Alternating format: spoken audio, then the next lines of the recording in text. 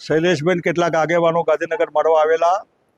એમને કીધું કે દાહોદ જિલ્લામાં પ્રજાશક્તિ ડેમોક્રેટિક પાર્ટીની શરૂઆત કરવી છે. હવે સારી મજાની ટીમ છે અમારી, તમે દાહોદ આવો તો સારું. એના અનુસંધાનમાં આજે હું દાહોદ આવ્યો છું. સરસ મજાનું શહેર, જિલ્લાનું વડું મથક.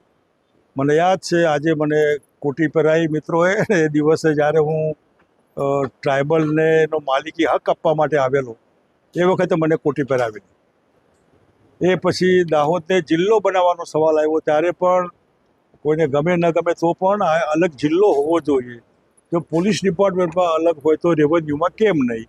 એવા પાટણ, એવું વલસાડ, નવસારી, એવો દાહોદ અને ગોધરા, એનું અલગ જિલ્લાનું વિભાજન ને એના પછી દાહોદની આખી રોનક બદલી ગઈ. હજી જોઈએ એટલો લાભ દાહોદને નથી મળ્યો, પણ દાહોદના નવા જિલ્લાથી વહીવટી વિકેન્દ્રીકરણ, ડિસેન્ટ્રલાઇઝ ઇકોનોમી ને એડમિનિસ્ટ્રેશન, આ ડિસેન્ટ્રલાઇઝ એડમિનિસ્ટ્રેશન હતું, એથી પ્રજાને લાભ થાય. અહીંથી ઠેર ગોધરા જાઓ એના કરતાં અહીંયા આવો કેટલું સારું. અને એ ડેવલપમેન્ટ વિકેન્દ્રીકરણનું અત્યારે આપણને દેખાયું છે. અત્યારે ગુજરાતમાં છેલ્લા 30 વર્ષથી એક ધારી સરકાર, અને પરિણામે લોકોને ઉબી ગયા હોય એવું લાગે. ખૂબ એકનું એક ખાઈ ખાઈને માણસ કંટાળે એમ એકને એક પાર્ટી લોકો કંટાળ્યા, પણ વિકલ્પ બરાબર નથી મળતો. મોટાભાગે બધી પાર્ટીઓ પ્રજાને છેતરવા માટે, શંકરસિંહ વાઘેલાએ જાહેર જીવનમાં આ પાર્ટીઓ કે બીજી પાર્ટી એ લોકોને છેતર્યા નથી, બધી પાર્ટીઓના પ્રયોગ કર્યા. પણ મને જે સંતોષ થવો જોઈએ નથી થતો, કારણ કે એના માલિકો એ મેચ ફિક્સિંગવાળા હોય. બીજેપી મેચ ફિક્સિંગ, મારા આઈ એમ સોરી, કોંગ્રેસના મિત્રો બી મેચ ફિક્સિંગ હતા, એનસીપીના મિત્રો બી મેચ ફિક્સિંગ. તમે આમાં હુકામ પડો? જે પાર્ટીઓ વફાદાર રહો ને, ના ભાવે ના પાડી દીધો.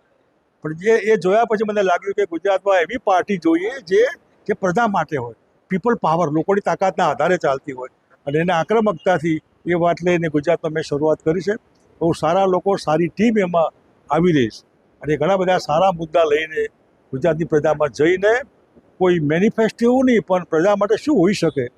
અને મારા 12 મહિનાના શાસનમાં તમે એક બી આટલું આડું અવરું નહીં હોય, બધું પબ્લિકના ભલા માટે હશે.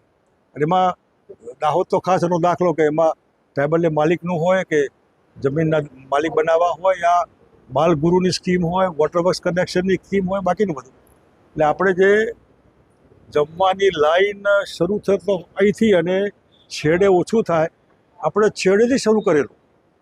પાવર સાબરમતીમાં ખૂબ, અને છેડ ટેલ પર આવે તો પાવર ચાખો થઈ જાય. એટલે આપણે જમવાનું પીરસવાનું ટ્રાઇબલથી શરૂ કરેલું, આદિવાસીના અથી.